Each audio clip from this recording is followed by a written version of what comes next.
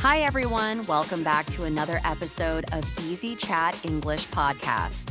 I'm Amelia, and today's episode is going to be a lot of fun. We'll be talking about something I think everyone can relate to: friendships and social life during school. And of course, I'm here with my amazing co-host, Ethan. How are you doing today? Hi, Amelia. I'm doing great, thanks. I'm really excited about today's topic. Friendships and social life are such an important part of the school experience. I mean, school wasn't just about studying, right? It was about making friends, fitting in, and figuring out who we were. Exactly. Some of my best memories from school aren't about classes or homework, but about the friends I made and all the fun we had together. And I'm sure our listeners have their own stories to share too. So, let's dive right into our school memories of friendships and social life. Let's start at the beginning, our early school days. I remember my very first day of elementary school. I was so nervous. I didn't know anyone, and I didn't want to let go of my mom's hand. But then, during recess, I met this kid on the playground. We both wanted to use the same swing, and instead of fighting over it, we decided to take turns. That kid became my best friend throughout elementary school. Oh, that's such a sweet story. It's funny how some of our strongest friendships can start over something as simple as a playground game. I also remember my first friend. We sat next to each other in class, and during lunch break, she shared her snack with me. I didn't have anything to trade that day, but she didn't care. She just wanted to be friends. That was the start of a friendship that lasted all through elementary school. It's amazing how quickly kids bond over the smallest things. Sharing toys, sitting together in class, or playing at recess. And back then, being a best friend meant doing everything together. Did you and your friends have little traditions or games you played? Yes. My friend and I used to play hopscotch during recess every day. We'd also sit together during lunch, and if we finished early, we'd race each other to the swings.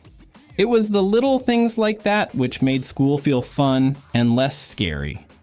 What about you? We had this thing where we'd trade snacks during lunch. If one of us had something better, like cookies or chips, we'd swap. And of course, we always sat together on the bus if we had to go on a school trip. Those simple moments really built trust and connection. It was nice to have someone you could count on, even at that young age. As we got older, friendships started to change, didn't they? In middle school and high school, it wasn't just about having one best friend anymore. There were different social groups, and there was definitely more peer pressure to fit in. Oh, definitely. I remember starting high school and feeling the pressure to be part of the popular group. It wasn't just about who you were friends with, but also about what you wore, what music you listened to, and even how you acted. I felt like I had to change who I was just to fit in with certain cliques.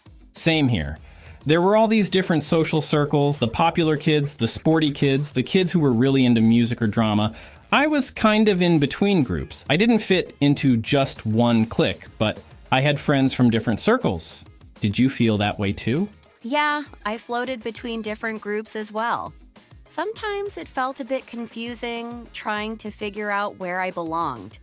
But I think that's a normal part of growing up, trying to balance your own identity with the desire to belong. I learned that it's more important to be true to yourself than to change just to fit in. Exactly. Peer pressure can be tough, but at the end of the day, real friends accept you for who you are. I remember one of my friends telling me that it didn't matter which group I was in, we'd always have each other's backs. That really stuck with me. That's such a great lesson. It's easy to get caught up in the idea of being popular, but in the long run, it's the genuine friendships that last. Now let's talk about group projects. I have mixed feelings about those. On one hand, they were a great way to build teamwork and get to know classmates better, but on the other hand, not everyone always pulled their weight. Oh, I totally understand. Group projects were both fun and stressful. I remember one project where I was paired with a group of friends, and we thought it would be easy because we knew each other so well. But it turned out to be more challenging than we expected because we spent more time laughing and joking around than actually working. Haha, that sounds familiar. Group projects really tested friendships. I remember one project where we had to present a science experiment. We didn't agree on how to do it, and there were definitely some disagreements. But in the end, we learned how to compromise and work together. It actually brought us closer as friends. That's the tricky part of teamwork, right? You have to learn how to communicate and share responsibilities. Some people naturally take the lead, and others are more laid back, but finding that balance is key. Did you ever have group projects that didn't go so well? Oh yes, there was one time when one of our group members didn't do their part of the project, and we had to scramble to finish it the night before the deadline. It caused a lot of tension, but it was a good lesson in responsibility. You can't always rely on others to do their share, and sometimes you have to step up and take charge. Exactly. Group projects weren't just about getting a good grade. They were about learning how to work with different types of people. And that's a skill that's useful long after school. Speaking of working together, let's talk about extracurricular activities. I feel like these were a big part of my social life at school. I made some of my best friends through sports teams and clubs. Did you join any extracurriculars? Yes, I was on the soccer team, and that was a huge part of my school experience. Being on a sports team really helped me bond with people outside of my regular classes. We spent so much time practicing and competing together that we became like a little family. What about you? I joined the drama club, and it was honestly the best decision I made in high school. I met so many people who shared my passion for acting, and we worked together on school plays. It was such a supportive environment, and we really built a strong connection through all the rehearsals and performances. That's awesome. I think extracurricular activities are great because they allow you to meet people who have the same interests as you. And it wasn't just about winning games or putting on a good performance. It was about the friendships we built along the way. Exactly. I still keep in touch with some of the friends I made in drama club. Even though we don't see each other as often, we share so many memories from those times. Extracurricular activities also taught me a lot about leadership and teamwork. Whether it was planning strategies for a soccer match or working together on a school event, we had to learn how to communicate and collaborate. Those were really valuable lessons. Friendships are great, but they can also be challenging, especially during school. I remember there were times when I had arguments with friends, and it felt like the end of the world. Oh, I can relate to that. There were times when my friends and I had disagreements. Whether it was over small things like what to do after school or bigger issues like trust. Sometimes we drifted apart for a while, but we usually found a way to make up and stay friends. It's funny how, as kids, arguments with friends felt so dramatic. I had a falling out with my best friend in middle school because we both liked the same person. We stopped talking for weeks, but eventually we realized it wasn't worth losing our friendship over something so small. That's a common one. Jealousy and competition can really affect friendships during those teenage years.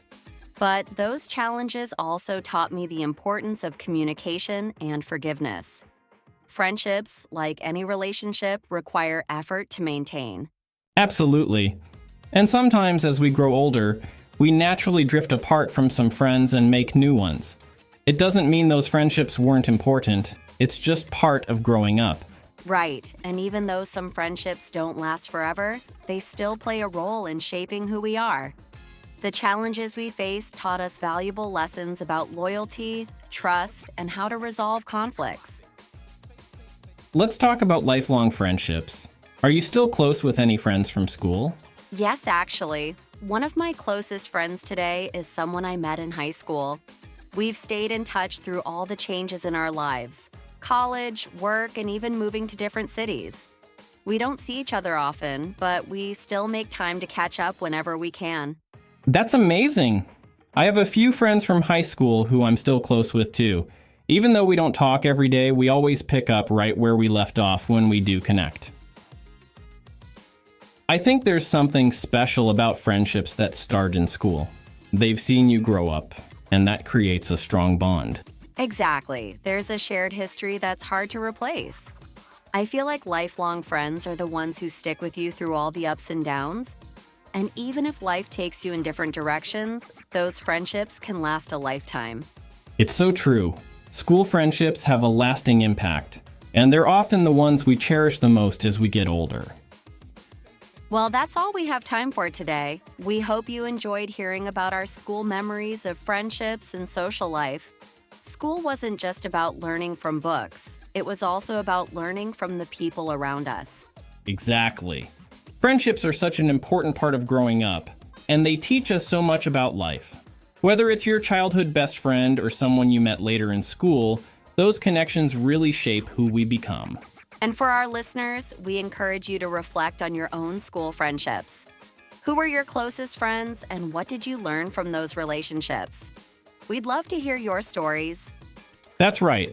Feel free to share your memories with us, and don't forget to tune in to our next episode, where we'll be talking about transportation in the United States. Until then, keep learning and keep connecting. Goodbye, everyone. Goodbye.